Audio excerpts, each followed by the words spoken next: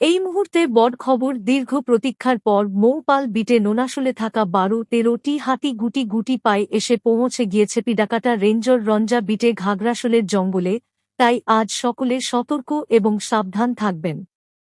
আজ জঙ্গলে কাঠ কুড়াতে এবং ছাতু সংগ্রহ করতে কেউ প্রবেশ করবে না। তাই নিজে সতর্ক হবেন এবং অপরকে সতর্ক করবেন। হাতির গতিপথে কেউ বাধা সৃষ্টি করিবেন না। বাঁচব মোরা, বাঁচবে ওরা, এই হোক আমাদের অঙ্গীকার। রঞ্জা বিটের পক্ষ থেকে জনস্বার্থে প্রচারিত। ধন্যবাদ।